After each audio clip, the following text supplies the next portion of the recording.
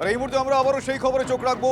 দেশের সব থেকে বড় খবর এখন ধর্মেন্দ্র প্রধান কেন্দ্রীয় শিক্ষামন্ত্রী তিনি কিছুক্ষণ আগেই ইস্তফা দিয়েছেন এবং আপনারা জানেন যে দিনের পর দিন ধরে যে তার ইস্তফার দাবি করে কংগ্রেস জনতা পার্টির যন্তর মন্তরের সামনে যে তারা যে আন্দোলন করছিলেন, যে আন্দোলনের ছাঁচ বিভিন্ন দিকে ছড়িয়ে পড়েছিল এবং তাদের সঙ্গে যোগদান করেছিলেন সমাজকর্মী সোনাম ওয়াংচুক। তিনি 26 দিন অনশন করেন। অবশেষে ধর্মেন্দ্র প্রধান তিনি কিছুক্ষণ আগেই ইস্তফা দিয়েছেন, কেন্দ্রীয় শিক্ষামন্ত্রীর পদ থেকে ইস্তফা দিয়েছেন তিনি।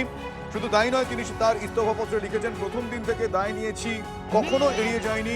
গত 10 দিনের ঘটনায় মন ভারাক্রান্ত ছিল। প্রধানমন্ত্রীকে পাঠানো ইস্তফাপত্রে এমনটাই লিখেছেন ধর্মেন্দ্র প্রধান। একই সঙ্গে তিনি লিখেছেন, ভারতের যুবশক্তি দেশের আসল শক্তি, তরুণদের ফাঁসানোর চেষ্টা কুচক্রীদের, এটা হতে দেব না।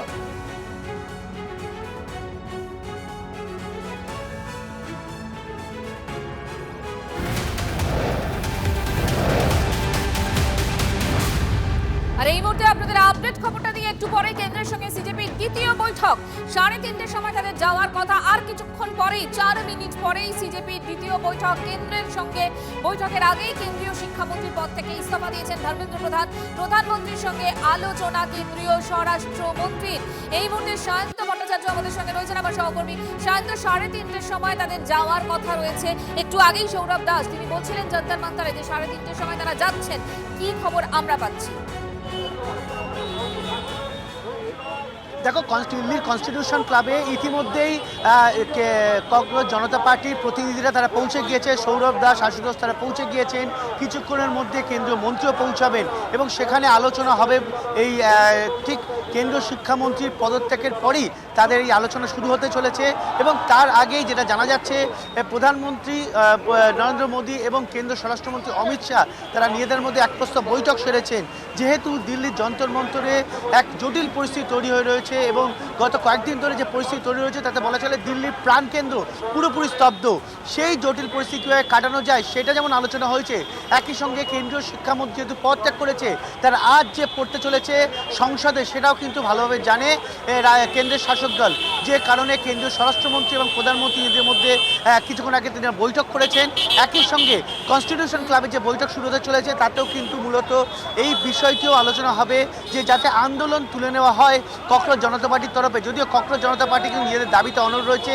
তারা 3টে দাবি করেছিলেন, তার মধ্যে একটি দাবির মতোই প্রত্যাশা পূর্ণ হলো তাদের, যে কেন্দ্রীয় শিক্ষামন্ত্রী পদত্যাগ করেছেন। অন্য 2টো দাবি 1 কোটি টাকা করে দিতে হবে যারা মারা গিয়েছেন, নিজের এই ঘটনায় আত্মহত্যা করেছেন।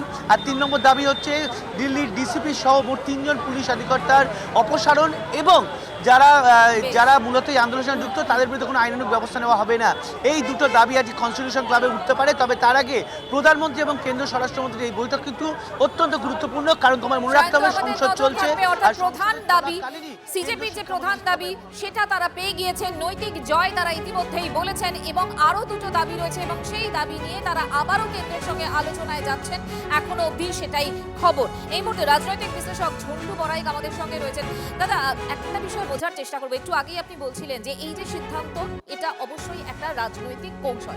এই মুহূর্তে এই সিজেপির আন্দোলন, ছাত্রছাত্রীদের আন্দোলন, একটা গণ আন্দোলন এবং সেই গণ আন্দোলনের আগেও তো ইতিহাস তো তাই বলে যে গণ আন্দোলন যতবার হয়েছে তার কিন্তু এফেক্ট, তার কিন্তু জায়গা আমরা বারবার করে দেখেছি।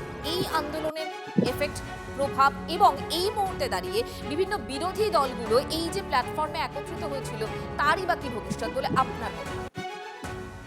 দেখো, বিরোধীদের এখানে কিন্তু ভূমিকা সেই অর্থে নেই, কারণ দীর্ঘ 2014 পর থেকে ভারতবর্ষে বিরোধী শক্তি যারা তারা কার্যত ব্যানক্রাফটেড।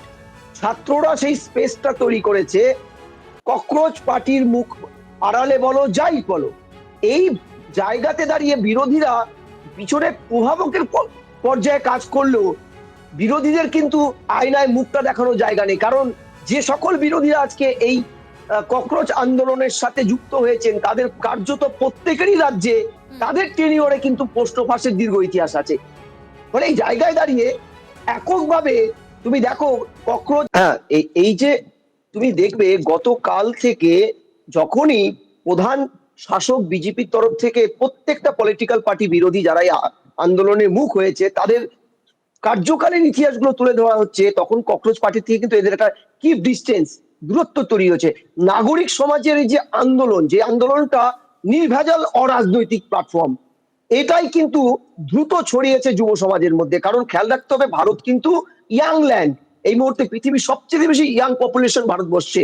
ফলে এটা কোনো পলিটিক্যাল ব্যানারে হয়নি, এবং যাতে পরবর্তীকালে কোনো পলিটিক্যাল পার্টি এটার থেকে বেনিফিটেড না হয়, তাই দ্রুত তাদের দাবি মেনে, এক পলিটিক্যাল দাবি মেনে পলিটিক্যাল সিদ্ধান্ত নেওয়া হলো। অর্থাৎ কৌশলটা হলো পলিটিক্যাল, দাবিটা হলো এক পলিটিক্যাল। এই যে মিশেলটা, এটা কিন্তু আপাতত আমার কোথাও যেন মনে হচ্ছে ভারতবর্ষে ছড়িয়ে পড়া তীব্র আগুনের মতো ইয়াং পপুলেশনের মধ্যে যে আন্দোলনটা পেনিট্রেট করে গেছে, শুধু অরাজনৈতিক বলেই কিন্তু পেনিট্রেট করেছে। কারণ যুব সমাজ, কংগ্রেস বলো, তৃণমূল বলো, আরজেডি বলো, বা তুমি বলো বাম বলো, প্রত্যেকের দ্বারা কিন্তু বিরক্ত।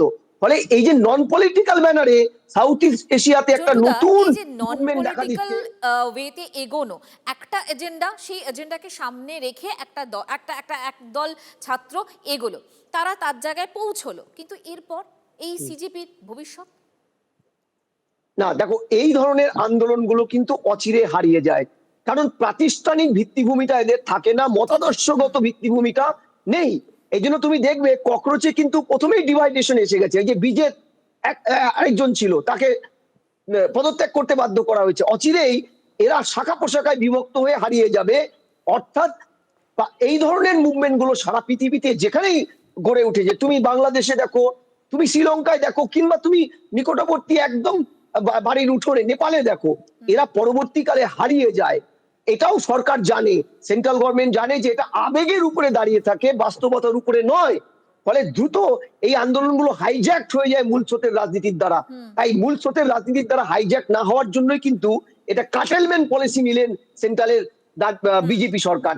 এই দাবিটা মেনে নিলেন, আগামীতে হয়তো বাকি দুটো দাবিও মেনে নেবেন। অর্থাৎ আন্দোলন যখনই স্যাচুরেশনে চলে যাবে, এই যুব সমাজ বাড়িতে ফিরে গেলে আর নতুন করে আন্দোলনটা কিন্তু কনসলিডেট করতে পারবে না অত সহজে। কারণ গণ আন্দোলনের রূপরেখাটাই তাই, একবার একদম। ভেঙে গেলে আবার নতুন করে আবেগ সঞ্চালিত হয়ে এক জায়গায় আসাটা প্রচুর সময় বুঝতে সাপেক্ষ পেরেছি। ব্যাপার চন্দ্রদা, হয়ে যায়। আপাতত ধন্যবাদ অনেক। देश में एक बहुत बड़े पैमाने पर शिक्षा क्रांति की जरूरत है। पेपर लीक घोटाले से मुक्ति, पेपर लीक माफिया से मुक्ति उसका पहला कदम था, जिसको इस देश के जेनजीज ने 4 कदम आगे उठा के, लाठी खा के, अहंकार को झेल के, बारिश में, उमस में आंदोलन करके जीता है। ये पहली जंग जीती है, लेकिन शिक्षा सुधार का आंदोलन इससे जन्म लेगा। কেন্দ্রীয় শিক্ষামন্ত্রীর পদ থেকে ইস্তফা দিয়েছেন ধর্মেন্দ্র প্রধান, আর তার ইস্তফা চেয়ে 26 দিন ধরে যিনি অনশন করলেন, সোনাম ওয়াংচুক, তিনি কি বলছেন? গণতন্ত্রের জয়, কোটি কোটি যুবকের জয়, ধৈর্যের জয়, এইভাবেই ব্যাখ্যা করছেন সোনাম ওয়াংচুক। আজ থেকেই শুরু হোক স্বচ্ছতা সংস্কার, দেশের কোনায় কোনায় ভয়কে দূর করে রাস্তায় নেমে আন্দোলনের জয়। সোশ্যাল মিডিয়ায় পোস্ট সোনাম ওয়াংচুকের। যাদের হাতে আমাদের প্রাণ, তাদের জানাই সম্মান। TV9 Bangla health conclave.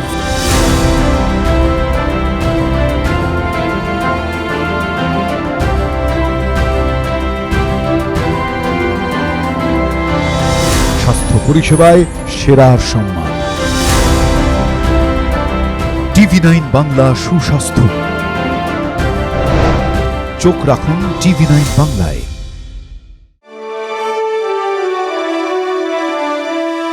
Co-powered by Jagannath Gupta Institute of Medical Sciences and Hospital. Trophy partner, আপনার স্বাস্থ্যের সার্বিক সুরক্ষায় হেলথ চেক, বেহালা চৌরাস্তা, গ্রিনফিল্ড সিটি। নলেজ পার্টনার, পরীক্ষায় ভালো রেজাল্ট মানেই কথাও কাহিনী প্রকাশনী। Special partner IQ CT knowledge and health campus, Durgapur.